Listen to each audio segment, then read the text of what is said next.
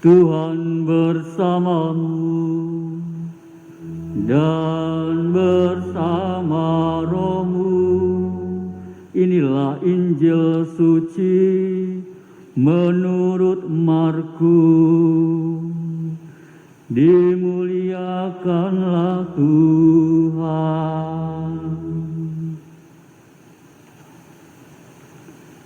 Sekali peristiwa, Yakobus dan Yohanes, anak-anak Zebedeus, mendekati Yesus dan berkata kepadanya, "Guru, kami harap Engkau mengabulkan suatu permohonan kami."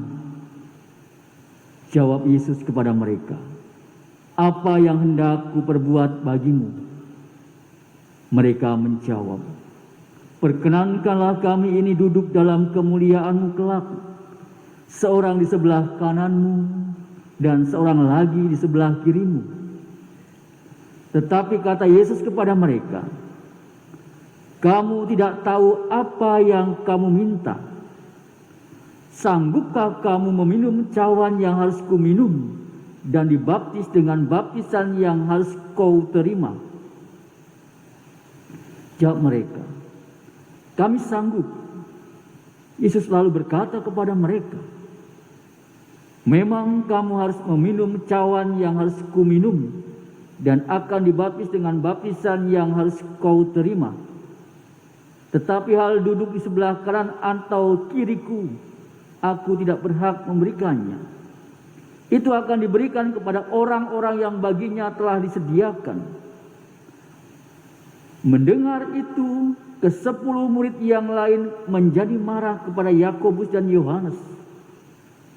Tetapi Yesus memanggil murid-muridnya lalu berkata, "Kamu tahu bahwa orang-orang yang disebut pemerintah bangsa-bangsa memerintah rakyatnya dengan tangan besi, dan pembesar-pembesarnya menjalankan kuasanya dengan keras atas mereka.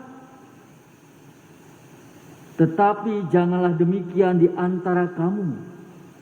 Barang siapa ingin menjadi besar di antara kamu, hendaklah ia menjadi pelayanmu.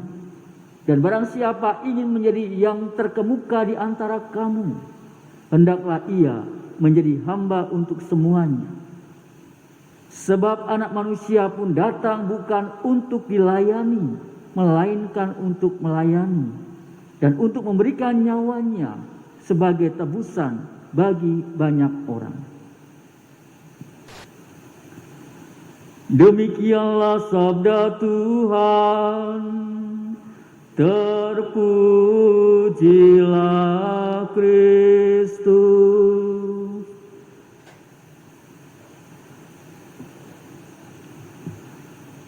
Saudara-saudariku yang terkasih, sejak zaman dahulu sampai sekarang selalu saja ada orang yang berhasrat untuk memiliki kedudukan, memiliki kekuasaan dan kemuliaan. Kalau kedudukan dan kekuasaan itu sudah dimiliki, terkadang kecenderungannya adalah minta dilayani, bukan melayani.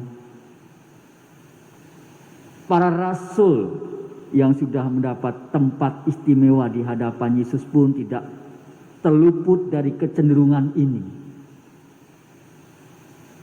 Injil hari ini mengisahkan Yohanes dan Yakobus yang menginginkan duduk di sebelah menyebelah dengan Yesus apabila ia kelak bertahta dalam kemuliaan.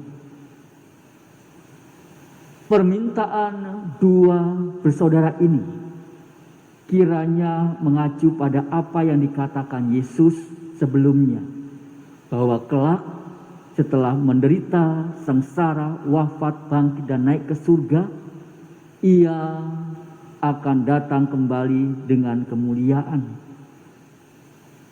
Selain itu juga, mereka sendiri pernah menyaksikan bagaimana Yesus dipermuliakan di atas gunung. Maka tentunya wajar jika mereka berangan-angan untuk memiliki atau menikmati kemuliaan surgawi yang dimiliki Yesus. Dan bukankah kita juga mengharapkan hal yang sama, yaitu kelak diperkenankan untuk mengalami kemuliaan abadi di surga. Saudara-saudariku yang terkasih, Yesus sendiri sangat mengerti permintaan Yohanes dan juga Yakobus tersebut.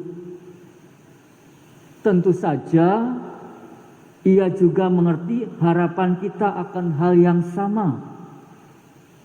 Maka Yesus pun kemudian menjulurkan permintaan tersebut. Yang pertama,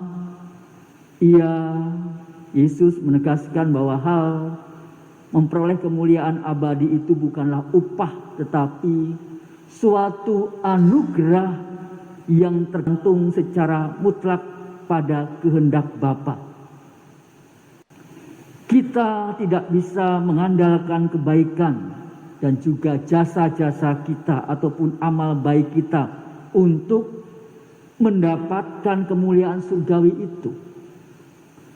Bukankah amal kita tidak akan pernah mencukupi? Mungkin terkadang kita itu sering banyak ngomelnya daripada mengamalnya. Sebaliknya lagi, kemuliaan abadi adalah suatu anugerah Allah yang diberikan kepada kita. Bukan tentunya atas dasar jasa dan juga perjuangan diri kita, tetapi atas dasar kebaikan dan juga belas kasih Allah kepada hidup kita. Yang kedua, Yesus juga hendak menekankan bahwa masuk surga dan memperoleh kemuliaan surgawi itu tidak boleh dijadikan suatu tujuan dari perjuangan dan amal baik hidup kita. Perjuangan para murid untuk meninggalkan segala-galanya dan mengikuti Yesus serta kesediaan untuk menderita demi Dia tentunya pasti akan diganjar dengan kehidupan kekal yang penuh dengan kemuliaan. Namun tentunya janganlah itu dijadikan tujuan.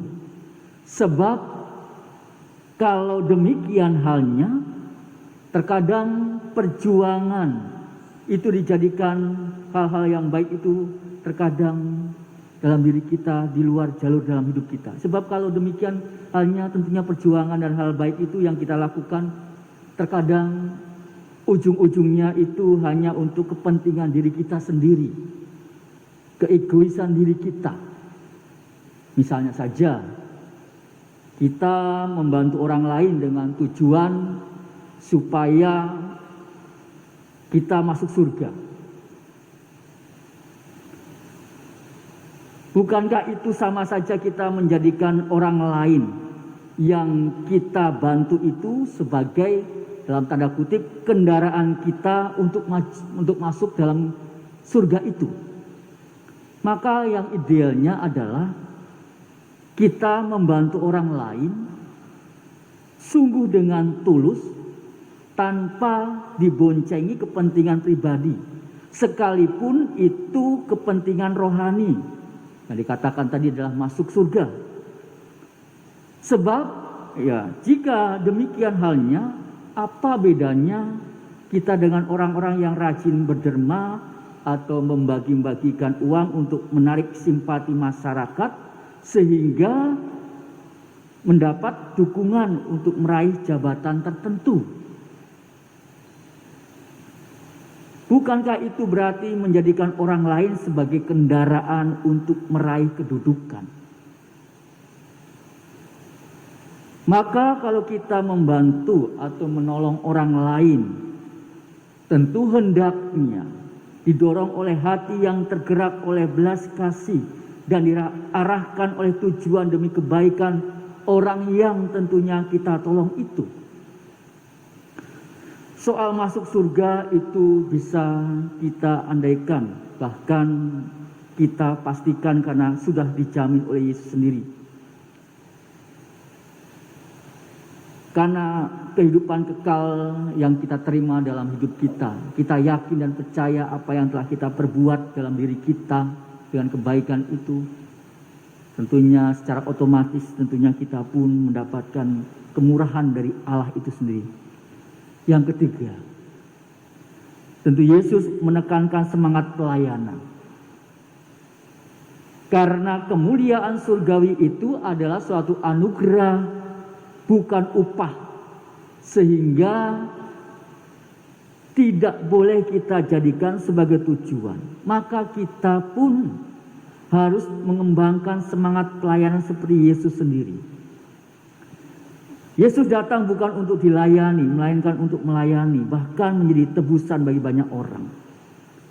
Dengan karya pelayanannya yang berpuncak pada salib, Yesus menebus hidup kita. Artinya di mana bahwa Ia membebaskan kita dari kuasa dosa dan juga kematian kekal, serta menjamin kehidupan abadi dalam diri kita.